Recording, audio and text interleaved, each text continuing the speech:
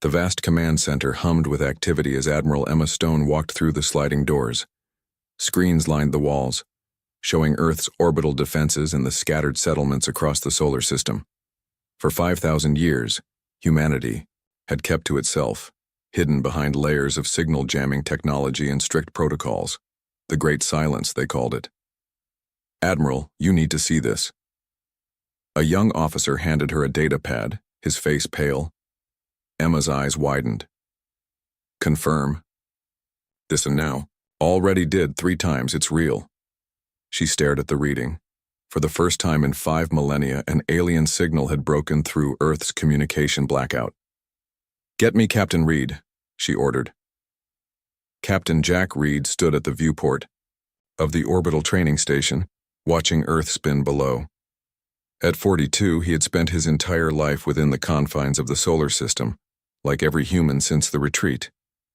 History books spoke of a time when humans traveled between stars, but those days were gone, erased by some ancient horror that drove humanity back to its cradle. His comm unit buzzed. "Captain Reed, report to Earth Defense Command immediately. Priority Alpha." 20 minutes later, he strode into Admiral Stone's office. "Jack," Emma said, using his first name despite their formal setting. They had trained together decades ago. "Something impossible just happened." She played the message. Strange sounds filled the room, then shifted to words in an old human language. "The Accord remembers. The debt must be paid." Jack frowned. "The Accord? What's that?" "That's what we need to find out." Emma pulled up a star map. The signal came from here, at the edge of what was once human space. "How do you know it was once our space?" "Because," she said quietly, "I'm one of 12 people who know the full history, the real history." The Earth Council chamber was rarely used. 24 leaders from Earth's unified nation sat around a circular table, faces grim. "We cannot break the silence," Counselor Davis argued. "Our ancestors had good reasons to withdraw from galactic affairs." Admiral Stone stood firm. "The message was sent on frequencies only humans ever used. It references something called the Accord that isn't in our public records. Someone out there knows us and they're calling for help." Council Leader James Wright rubbed his forehead. "Admiral, tell them what you told me." Emma took a deep breath. "The message contains coordinates to a star system called Horizon. 5,000 years ago, it was a human colony." Murmurs broke out around the table. "How do you know this?" someone asked. "Because certain military leaders have always carried the true history, passed down through generations. We maintain the silence, but we remember why it began." She activated a holographic display. "I believe whoever sent this message is connected to our past. We need to investigate." After hours of debate, the Council agreed to a limited mission. 1 ship, minimal crew, strict observation protocols. 3 days later, Captain Reed walked through the gleaming hull of the Harbinger, Earth's most advanced ship. Though humans had not ventured beyond the solar system in millennia, they had never stopped advancing their technology. The Harbinger represented the pinnacle of human engineering, fast, well-armed, and equipped with stealth systems that made it nearly invisible to sensors. Dr. Thomas Gray joined him, carrying a small case. As Earth's leading expert in theoretical, alien communication, he had been the obvious choice for the mission. "Ever met an alien, Captain?" Gray asked, a hint of excitement in his voice. "No one has, not in 5,000 years, Reed replied. "And if things go according to plan, we won't either. We observe, we listen, we come home." "Where's your sense of adventure?" Reed stopped walking. "This isn't an adventure, Doctor. Something scared humanity so badly that we cut ourselves off from the entire galaxy. We should remember that." In her private office, Admiral Stone unlocked a safe hidden behind her desk. Inside was a small device, ancient by modern standards. She activated it and a holographic figure appeared, a woman in uniform from 5 millennia ago. "If you're viewing this," the recording said, "then the contingency has been activated. The Accord has called humanity back to war. You must understand what happened before you decide to answer. Emma watched the full recording, her face growing paler with each passing minute.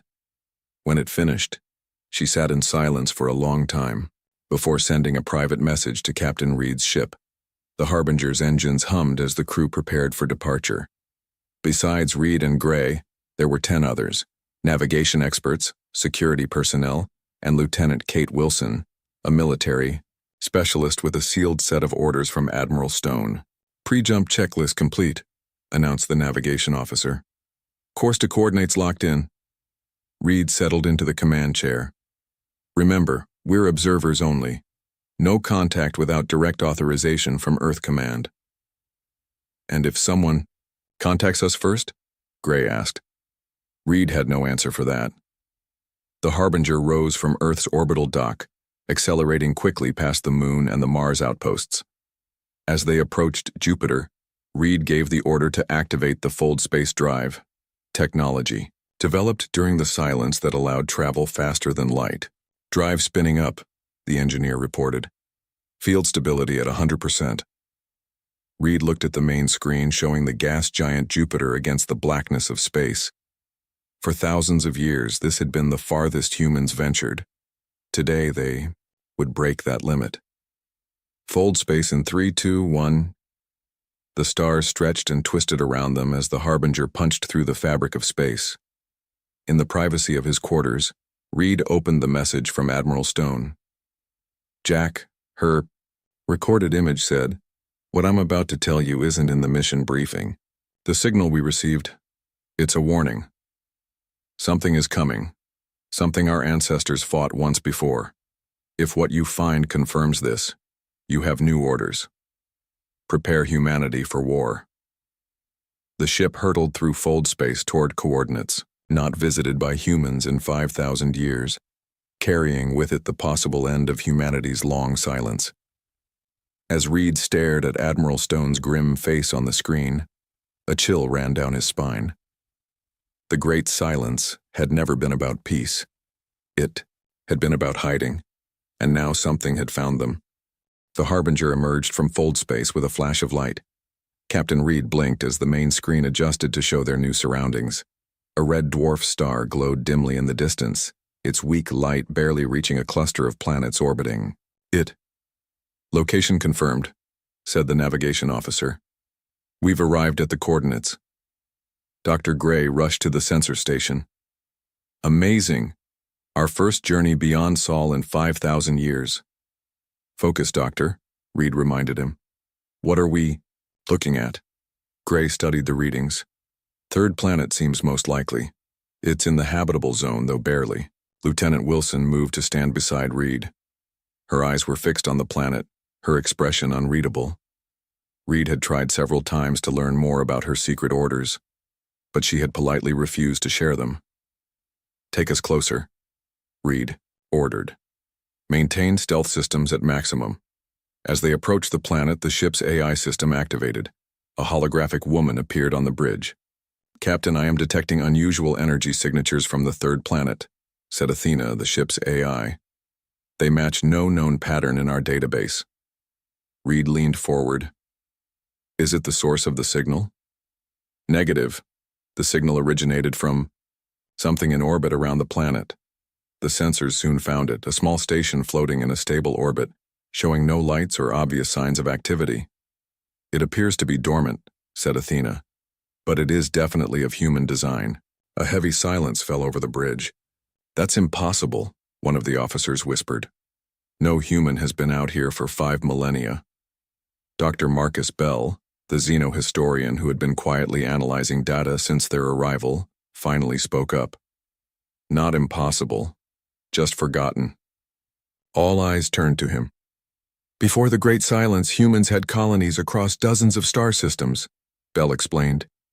"Most were evacuated during the retreat, but historical records suggest some were lost or abandoned."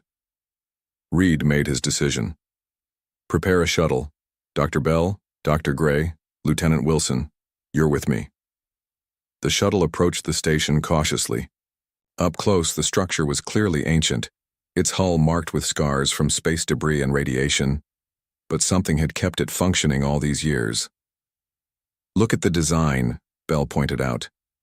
Those curves, the material. This is from the pre-silence era, probably about 5,100 years old. They docked with the station, the magnetic clamps engaging with surprising ease. Reed led the team through the airlock, their suits protecting them from potential danger. Inside, emergency lights flickered on as they entered. The air was stale but breathable according to their sensors. Life support systems still functioning after all this time? Gray wondered aloud. Impossible. Someone's been maintaining it, Wilson said, her hand resting on her weapon. They moved deeper into the station, finding corridors and rooms that looked untouched for thousands of years. Yet essential systems still ran, preserved by some unknown force. In the central chamber, they found their answer. A soft blue light activated as they entered, forming into a humanoid shape, a hologram of an older man in an ancient uniform. "Welcome, representatives of Earth," the hologram said. "I am Guardian, caretaker of Outpost Horizon." Reed stepped forward. "How did you know we're from Earth?" "Your ship's design carries elements consistent with Earth technology, despite the evolutionary changes. And you arrived in response to the signal I sent." "You sent the message?" Gray asked, excitement in his voice. "About the Accord?" The hologram nodded. "I was programmed to monitor this sector and activate only if certain conditions were met. Those conditions have now been fulfilled." "What conditions?" Wilson demanded. "The return of the swarm." The name hung in the air, unfamiliar yet somehow chilling. "What is the swarm?" Reed asked. Guardian's form shifted, displaying a three-dimensional image of strange insect-like creatures with biomechanical features. "The swarm is a hive mind species that nearly destroyed all intelligent life in this sector of the galaxy 5,000 years ago." Bell stepped closer. "And humanity fought them." "Humanity didn't just fight them," Guardian corrected. "Humanity led the alliance against them. The Accord was formed under human leadership, uniting 17 species in the greatest military coalition this galaxy had ever seen." Reed shook his head. "That can't be right. Our history says we retreated from a devastating war, that we barely survived." "Your history was rewritten," Guardian said simply. "Humanity didn't retreat because it lost. Humanity retreated because it won, and the victory came at a terrible price." Guardian activated a viewing screen. Ancient footage played, showing massive space battles. Human ships, thousands of them, fighting alongside alien vessels against the swarming enemy. The tactics were brilliant, ruthless, and ultimately devastating. Humanity developed weapons specifically designed to target swarm weaknesses, Guardian explained as they watched. Biological, technological, and psychological warfare unlike anything seen before. The footage showed entire planets being systematically destroyed, swarm hive ships burning in space. "The final offensive broke the swarm completely," Guardian continued, "but the methods used horrified even human leaders. When the war ended, Earth's government made a decision. Humanity would withdraw from galactic affairs. But why maintain the silence for 5,000 years? Gray asked. "Two reasons," Guardian replied. "First, shame over what was done. Second, a strategic decision. The treaty that formed the Accord contained a contingency plan. If the swarm ever returned, humanity would be called back to lead the fight once more." Lieutenant Wilson finally spoke, her voice steady. "And now they're back." "Yes," Guardian confirmed. "My sensors detected swarm activity 3 months ago at the edge of what was once Accord space. I immediately sent the signal as programmed." Reed turned to Wilson. "You knew about this?" She nodded. "Not specifics, but Admiral Stone suspected what we might find. My orders are clear.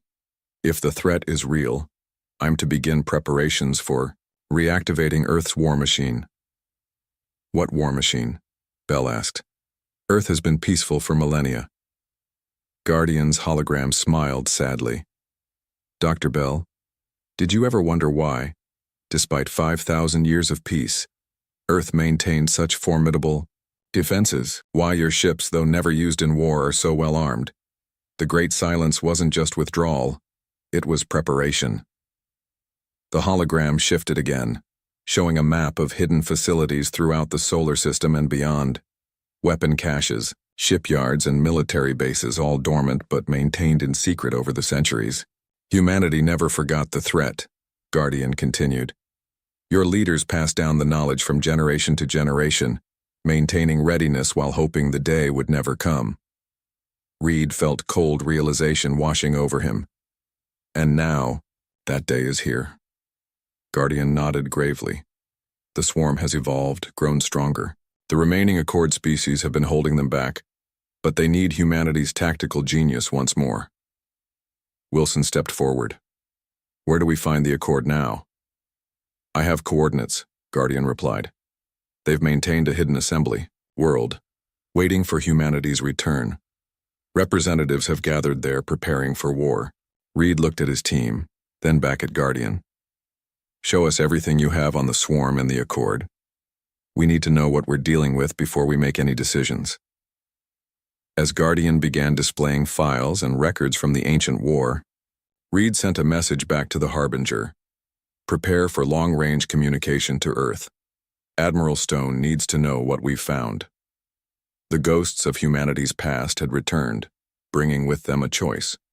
Maintain the peace they had known for 5 millennia, or embrace the warriors they once were and honor a debt from another age. For 5,000 years, humanity was silent until someone calls us to war. Part 3, The Accord's Call. The Harbinger dropped out of fold space at the coordinates Guardian had provided. Captain Reed stood at the viewport, his face tight with concentration. After sending their report to Earth, Admiral Stone had ordered them to continue the mission, to find the Accord assembly world and gather more information. Scan for artificial structures, Reed ordered. Captain, called the sensor officer. I'm picking up multiple ships in the area. Different designs, nothing like ours. Reed nodded. Keep our stealth systems active, let's see what we're dealing with. Dr. Bell rushed to the main screen. Those ships, they match some of the designs from Guardian's records. Those are Accord vessels. On the main screen, they could see ships of various sizes and shapes moving around a small rocky planet. The ships were clearly military vessels, armed and armored, positioned defensively. We're being scanned, reported Athena, the ship's AI. Very advanced technology. Our stealth systems cannot hide us completely. Captain, the communications officer called out. We're receiving a transmission. It's in standard Earth language. Reed took a deep breath. Put it through. A voice came over the speakers, calm, measured, but clearly not human. Earth vessel, you are recognized. The Accord welcomes humanity's return. Please follow the transmitted approach vector to landing coordinates. The crew looked at Reed, waiting for his decision. How did they know we're from Earth? One officer whispered. Let's find out, Reed replied. Follow their approach vector. Keep weapon systems on standby, just in case. The Harbinger descended toward the planet's surface, escorted by 2 sleek alien ships. As they broke through the cloud layer, they saw a sprawling complex built into a mountain range, partially hidden, designed to be difficult to detect from space. It's a fortress, Lieutenant Wilson observed. They landed on a designated pad near the main structure. Reed selected his team, Dr. Bell, Dr. Gray, Lieutenant Wilson, and 2 security officers. Remember, Reed told them as they prepared to disembark, we are here to gather information. Be respectful but cautious. The landing ramp lowered, and for the first time in 5,000 years, humans stepped onto the soil of an alien world to meet other species face to face. 3 figures waited for them at the base of the ramp. The central figure stood slightly taller than a human, with blue-tinted skin and 4 arms. To its left was a being that seemed almost plant-like, with bark-like skin and leafy growths.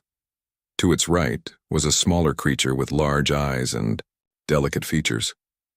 The blue-skinned being stepped forward. I am Ambassador Kell of the Medusan Confederation.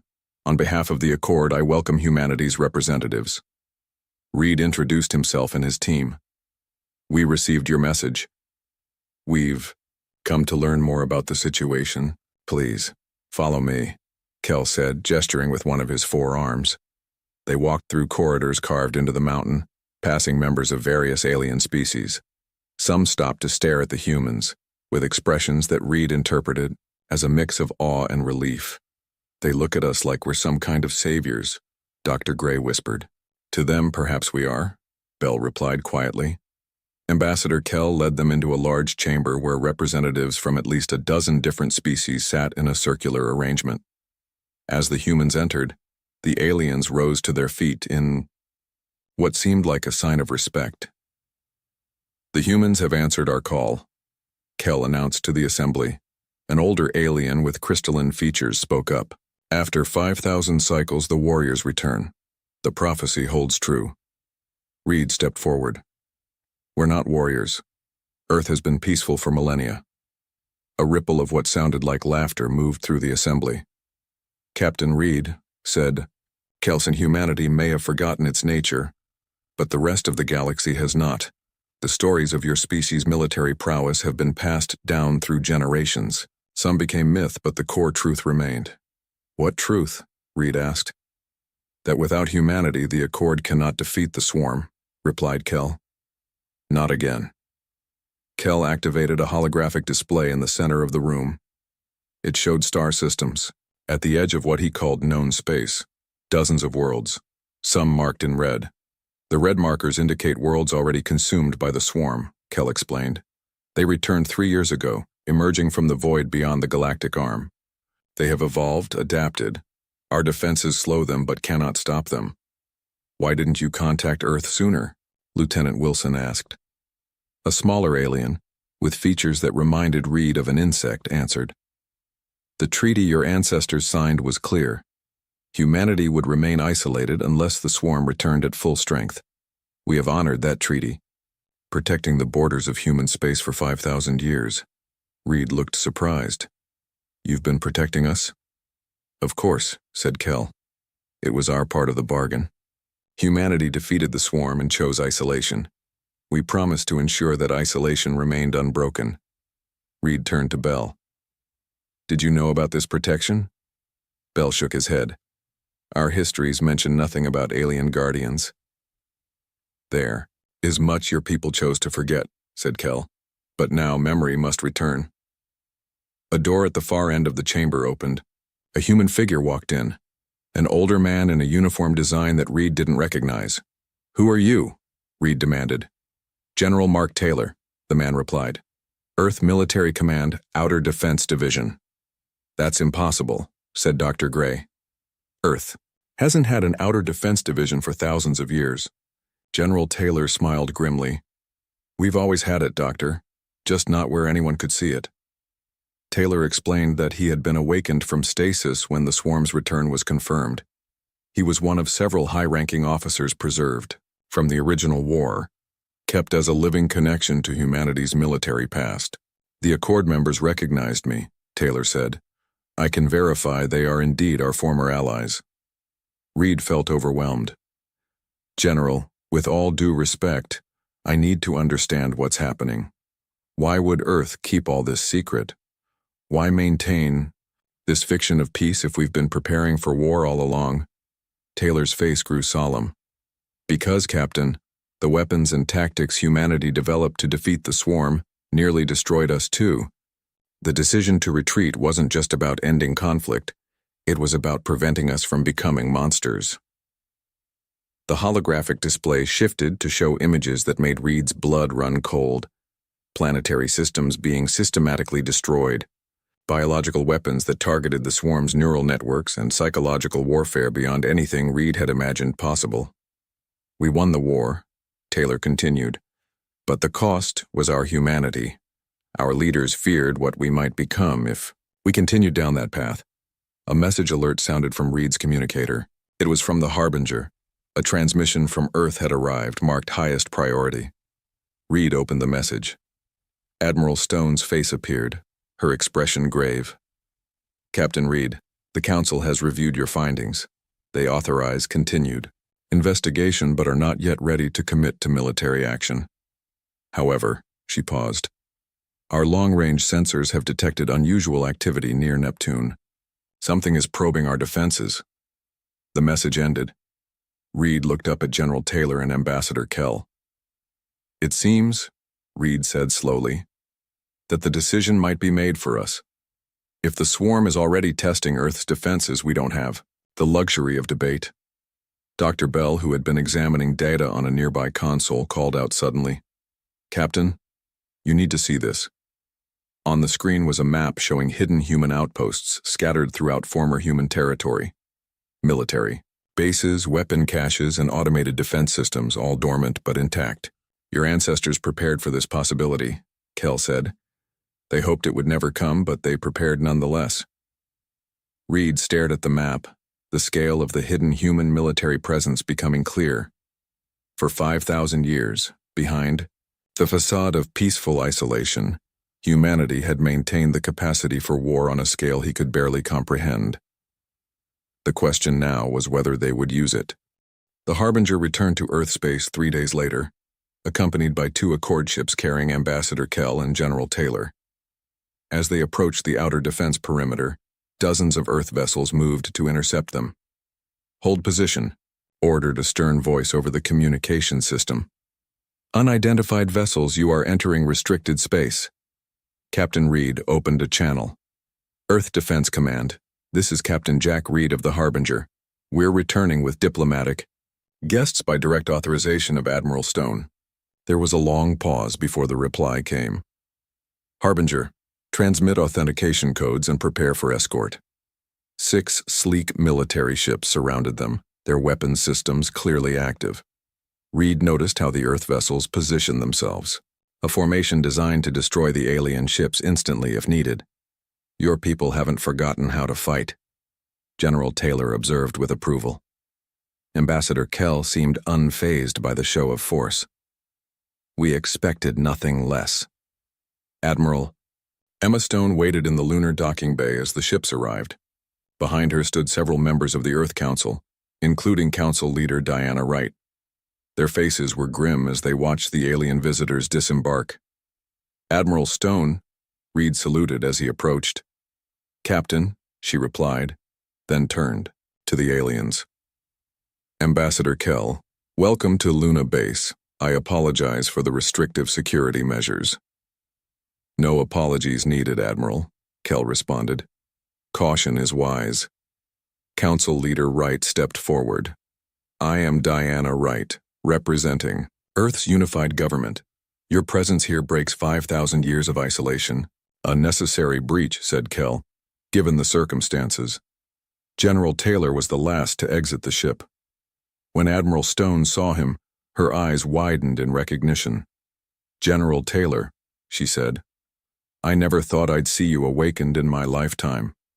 "Neither did I, Admiral," he replied. "The protocols were clear. Only a confirmed swarm resurgence would justify activation." Wright looked from Stone to Taylor. "You knew about him?" "Each head admiral is briefed on the contingency plans," Stone explained, "including the existence of the sleepers." "How many secrets has the military kept from the Council?" Wright demanded. Stone met her gaze steadily. "Only those necessary to fulfill our ancient mandate, protect Earth while maintaining the appearance of total peace." Deep beneath the lunar surface in a secured conference room, Reed watched as Admiral Stone presented the evidence they had gathered. The Earth Council members listened in stunned silence as she explained about the Accord, the returning swarm, and humanity's true history. "This changes everything we thought we knew," one counselor said. "No," Wright corrected. "This reveals what was deliberately hidden." She stood and activated a display of her own. "When I became council leader, I was given access to certain restricted historical archives. I know the real reason for our isolation." The display showed images similar to what Reed had seen in the Accord Assembly, the devastating weapons humans had used against the swarm.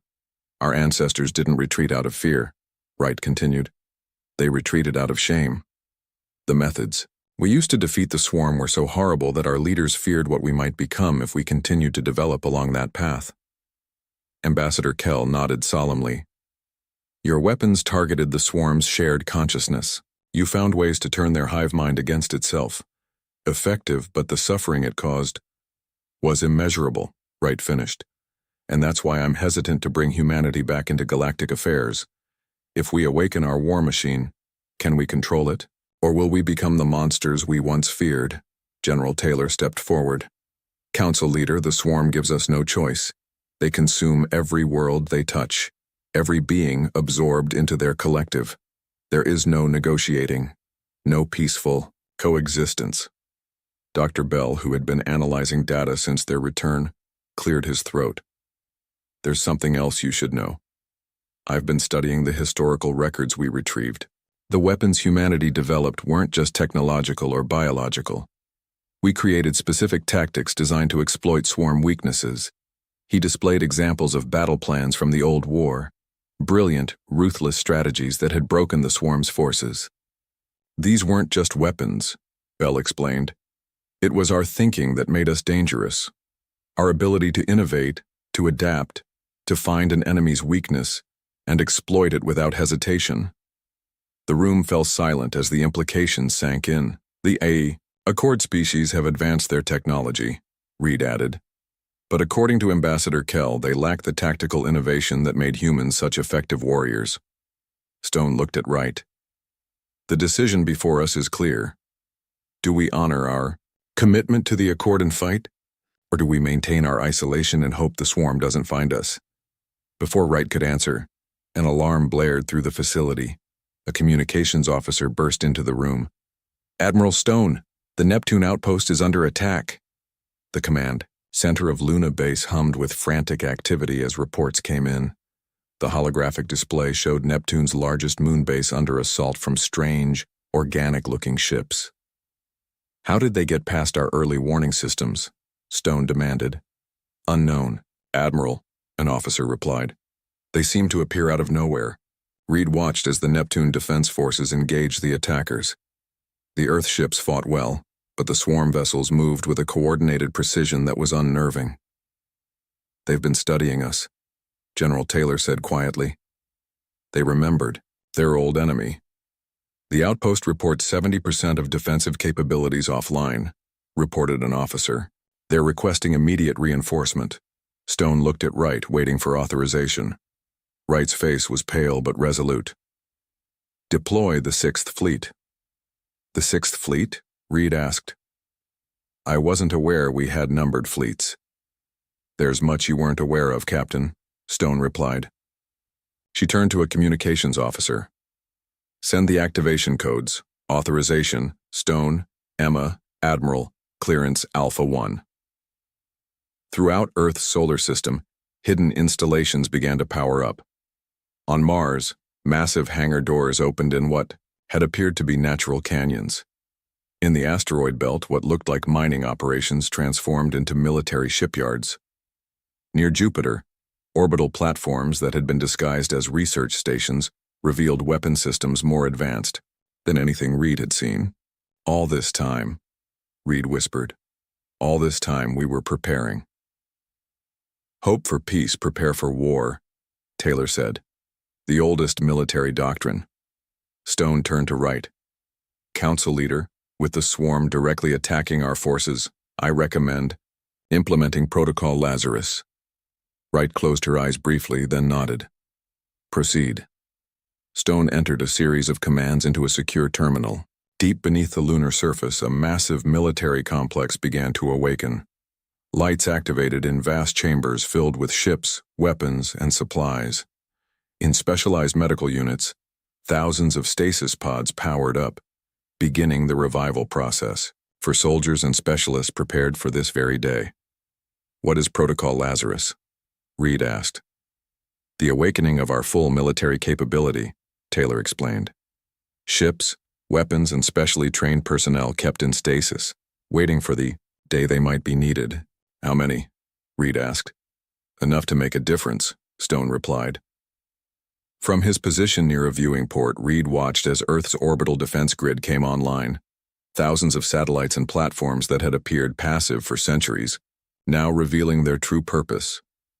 The peaceful facade that humanity had maintained for 5,000 years was falling away, revealing the sleeping giant beneath. As Reed observed the transformation, he wondered if humanity could wield such power without losing itself in the process. Would they save the galaxy, or become what they once feared? The answer would come soon enough.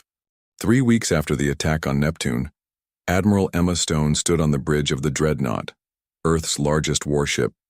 Hidden in the rings of Saturn for millennia, the massive vessel had been maintained in perfect condition, waiting for the day it would be needed. Stone, now bearing the title of Fleet Commander, watched as hundreds of Earth ships gathered around her. Some were newly built, others awakened from hidden caches throughout the solar system. Together with the Accord fleet, they formed the largest military force the galaxy had seen in 5,000 years. Captain Reed entered the bridge, now wearing the insignia of a tactical commander. "Fleet is assembled and ready, Commander," he reported. Stone nodded. "And the special weapons?" "Dr. West has integrated the ancient anti-swarm technology with our modern systems. The tests show they're even more effective than the original designs." Dr. Olivia West had been one of the specialists, awakened from stasis, an expert in the biological and technological weapons specifically designed to target swarm weaknesses. She had spent the past weeks working with modern engineers to update and improve the old designs. "Any change in the swarm's movements?" Stone asked. "They've pulled back from Neptune and appear to be regrouping at the edge of our system," Reed replied. "Ambassador Kell believes they're surprised by our response. They didn't expect us to be so prepared." Stone allowed herself a small smile. 5,000 years of preparation has its advantages. Council leader Diana Wright, who had taken the title of High General to signify Earth's shift to war footing, joined them on the bridge. Since the attack, Wright had shown a different side of herself, revealing military training and knowledge that surprised even Stone. "The combined fleet is ready," Wright announced. "The Accord captains have accepted human tactical command. They remember how we fight," Stone observed Wright carefully. "You were part of this all along, weren't you? The peaceful politician was just a cover." Wright nodded. "Each council leader is selected not just for their political skills, but for their ability to lead in war if necessary. We hoped the day would never come." Ambassador Kell entered the bridge, accompanied by representatives from several other Accord species. They had adapted quickly to working with humans again, as if the 5,000-year gap had never existed. "The swarm forces have been detected moving toward the Proxima system," Kell reported. "They appear to be establishing a new hive cluster there." "Then that's where we strike," Stone decided. "Not here in our territory, but at their new foundation." The combined fleet emerged from fold space at the edge of the Proxima system. Immediately, sensors detected swarm activity, dozens of their biomechanical ships orbiting the system's second planet. "They've begun transforming the planet," reported a sensor officer. "The surface is being converted into a hive structure." Reed studied the tactical display. They've positioned their ships in a defensive formation around the main hive ship. Classic swarm strategy. Protect the queen node at all costs. Stone turned to Dr. West. "Are the targeted weapons ready?" "Yes, Commander," West replied. "But I've made modifications to the original design." She displayed her changes on a nearby screen. The old weapons were designed for total destruction of the swarm's neural network. Effective but essentially genocide. I've recalibrated them to target only the command structures while leaving the drone units intact but disconnected. "Why? Would we want to leave any of them intact?" Wright asked sharply. Dr. Bell, who had been studying swarm communication patterns, stepped forward. "Because we've discovered something important. The swarm has evolved over the past 5,000 years. They're not just a mindless hive anymore." He displayed his findings, subtle variations in swarm communication that suggested individual thought patterns emerging within the collective. "They're developing individual consciousness," Bell explained. "The drones are becoming something more than tools of the central mind." Reed looked troubled. "If they're evolving into individuals, then using the old weapons would be mass murder," West finished. Not tactical elimination of a threat. Stone considered this information. Can your modified weapons disable their offensive capabilities without destroying them completely? Yes, West confirmed. It would disrupt the Queen's control while leaving the individual units intact. Stone made her decision. We'll use the modified approach. This isn't about revenge, it's about ending the threat. The battle plan was transmitted throughout the fleet. The human ships would lead the main assault, targeting the swarm's command ships with the specialized weapons. The Accord vessels would focus on containing any swarm ships that attempted to escape. As the fleet moved into position, Reed found himself thinking about the burden of humanity's history.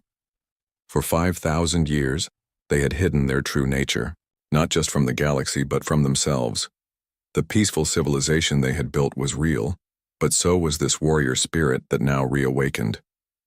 "The swarm has detected us," announced a tactical officer. "They're moving to engage." "All ships," Stone ordered, "execute battle plan Horizon." The human fleet split into 3 coordinated groups, executing maneuvers that confused the swarm's predictive systems. The Accord ships followed in perfect formation, trusting the human tactics that had proven effective millennia ago. Reed watched as the first wave of specialized weapons struck the swarm's command ships. Rather than destroying them outright, the weapons created cascading disruptions in their neural networks. Swarm vessels began to drift, their coordinated movements failing. "It's working," West reported. "The Queen node is losing control of the collective." On the main display, they could see the massive hive ship at the center of the swarm formation. It was trying to re-establish control over its forces, but the disruption was spreading too quickly. "Now," Stone ordered, "targeted strike on the Queen node's command center." A small team of specialized ships broke through the swarm's defenses, delivering a precisely calculated strike. The hive ship's lights flickered and then went dark. Across the battlefield, swarm vessels stopped fighting. Some drifted aimlessly, while others seemed to move with new, uncertain patterns, like creatures suddenly awakened to individual existence. "We did it," Wright said quietly. "Without destroying them all." "A different solution than last time," Reed noted. "A better one," Stone replied. "We remember our history, but we don't have to repeat it." 1 month later, Captain Reed stood in the rebuilt Earth Council chamber. Representatives from all 17 Accord species filled the room, gathered to formalize a new alliance with humanity. Ambassador Kell stood beside Reed as they watched Admiral Stone and High General Wright sign the new treaty. "Your people surprised us," Kell admitted. "We expected the same warriors who fought 5,000 years ago. Instead, we found something better." "What's that?" Reed asked. "Warriors who remember the cost of war," Kell replied. "Who look for better solutions." As the signing concluded, Wright addressed the gathering. 5,000 years ago, humanity retreated from the stars, ashamed of what we had become in war. Today we return, not just as warriors, but as builders and peacekeepers. She gestured to the swarm representative standing awkwardly at the edge of the chamber. Former drones now developing individual identities after being freed from the Queen's control. "Our debt to the Accord has been repaid," Wright continued. "But our journey is just beginning. Humanity will no longer hide in silence. We will use our strength to protect, our wisdom to guide, and our compassion to heal." Reed looked out at the assembled representatives of a dozen worlds. For 5,000 years, humanity had been silent, turning inward to build a peaceful society, while never forgetting how to fight. Now they would bring both those aspects of themselves to the stars, the warriors and the builders, together. The silence was over, and the galaxy would never be the same.